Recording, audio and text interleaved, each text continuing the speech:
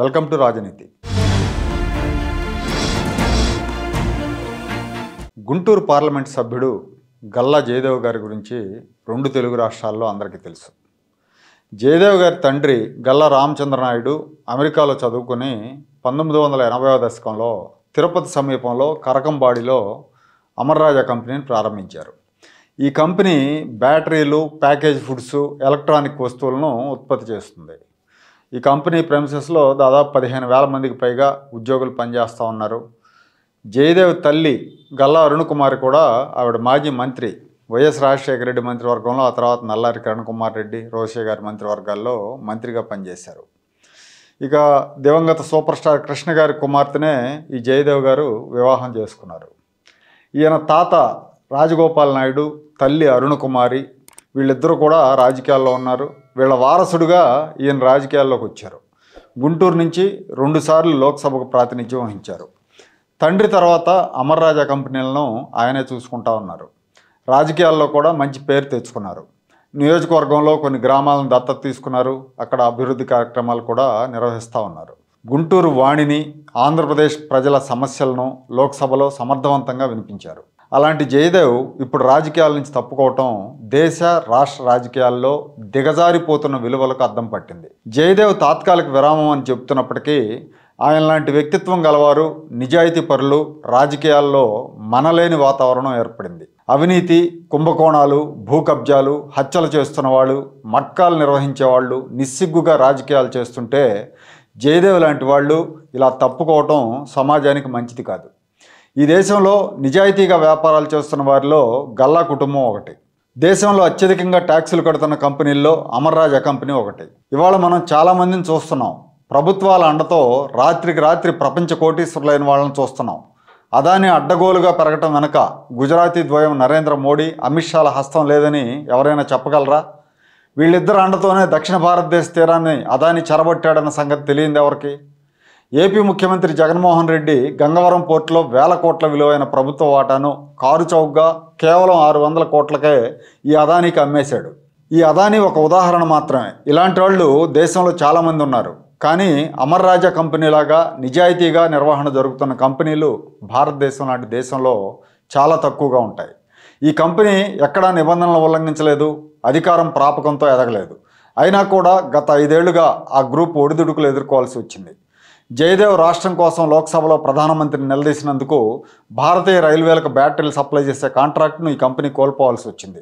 రాజకీయాల నుంచి విరమించుకుంటున్న సందర్భంగా గల్లా జయదేవ్ గుంటూరులో ఆత్మీయ సమావేశం పెట్టారు. ఈ సమావేశంలో ఆయన కొన్ని విషయాలు నేరుగా చెప్పకపోయినప్పటికీ కేంద్రంలోని పెద్దలు, రాష్ట్రంలోని జగన్మోహన్ రెడ్డి ప్రభుత్వం ఆయన్ని హంటింగ్ చేశాయని అర్థమవుతోంది. ఆంధ్రప్రదేశ్ విభజన సందర్భంగా అప్పటి కేంద్ర ప్రభుత్వం రాష్ట్రానికి పలు ప్రోత్సాహకాలు ప్రకటించింది. కానీ ఆ తర్వాత వచ్చిన మోడీ ప్రభుత్వం వాటిని కాలరాసింది. ఢిల్లీని మించిన రాజధాని నిర్మిస్తానని హామీ ఇచ్చిన మోడీ ఆ తర్వాత గజనీలా మారిపోయాడు. ప్రత్యేక హోదాను అటకెక్కించాడు. హామీలు అమలు చేయని కారణంగా తెలుగుదేశం ఎన్డీఏ నుంచి బయటకు వచ్చింది.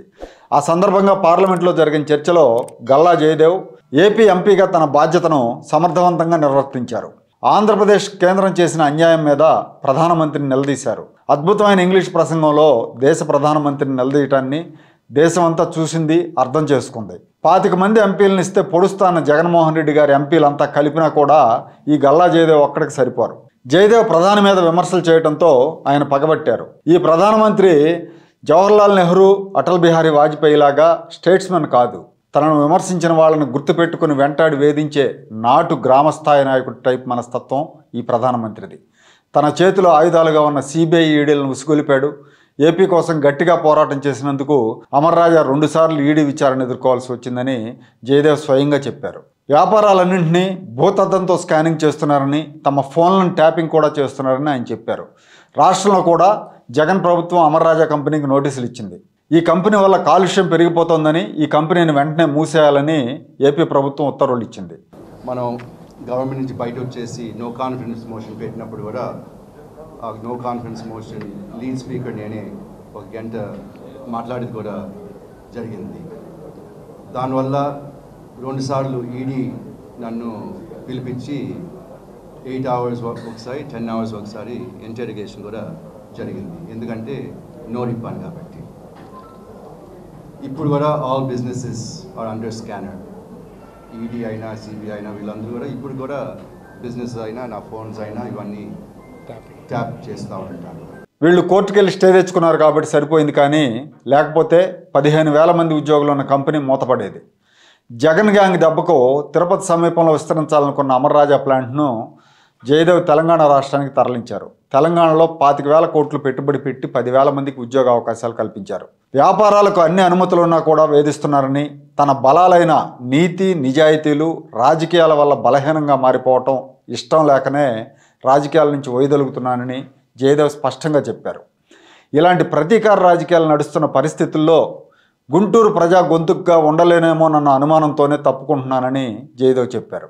అమర్ రాజా కంపెనీ టర్నోవర్ను 5 ఏళ్లలో 58,000 కోట్లకు తీసుకెళ్తామని, తెలంగాణ, తమిళనాడు, ఉత్తరప్రదేశ్ వంటి రాష్ట్రాలు, ఇతర దేశాల్లో కంపెనీలు ఏర్పాటు చేస్తామని జయదేవ్ చెప్పారు. ఏ ఒక్క రాష్ట్ర ప్రభుత్వం మీదో కేంద్రం మీద ఆధారపడకుండా ఉండాలన్నదే తన లక్ష్యం అన్నారు. జయదేవ్ ఈ మాటలు చెప్పారంటే ఏపీలో జగన్ ప్రభుత్వం, కేంద్రంలో మోడీ ప్రభుత్వం ఆ కంపెనీని ఎంతగా వేధించాయో అర్థం చేసుకోవాలి. వ్యాపారం మొత్తం ఒక రాష్ట్రంలోనో ఒకే దేశంలోనో కేంద్రీకృతం అయితే రాజకీయ నాయకులు పారిశ్రామికవేత్తలను ఫుట్బాల్ ఆడుకుంటారు.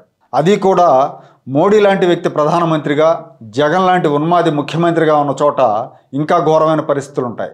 జగన్మోహన్ రెడ్డి అధికారంలోకి వచ్చాక తెలుగుదేశం పార్టీకి అనుకూలంగా ఉన్న వ్యాపారవేత్తలు, పారిశ్రామికవేత్తలకు చుక్కలు చూపించాడు, కప్పాలు కట్టించుకున్నాడు. పొద్దున్న లేచిన దగ్గర నుంచి మేక్ ఇన్ ఇండియా అంటూ గావు కేకలు పెట్టే ప్రధానమంత్రి, 16 నెలలు జైలు జీవితం గడిపిన ముఖ్యమంత్రి ఇద్దరూ కలిసి ఈ దేశంలో ఒక అద్భుతమైన ట్రాక్ రికార్డు ఉన్న కంపెనీని ఎంతలా వేధించారో చెప్పడానికి జయదేవ్ నిష్క్రమణే ఒక సాక్ష్యం. ప్రజా సమస్యల గురించి పట్టించుకోకుండా కమిషన్లు, సొంత వ్యాపారాలు, వాటి కోసం పైరవీలు చేసుకునే ప్రజాప్రతినిధులున్న ప్రస్తుత పరిస్థితుల్లో జయదేవ్ లాంటి వ్యక్తిత్వం ఉన్న నాయకుడు రాజకీయాల నుంచి తప్పుకోవటం ఆంధ్రప్రదేశ్ రాష్ట్రానికి తీరని నష్టం అని చెప్పాలి.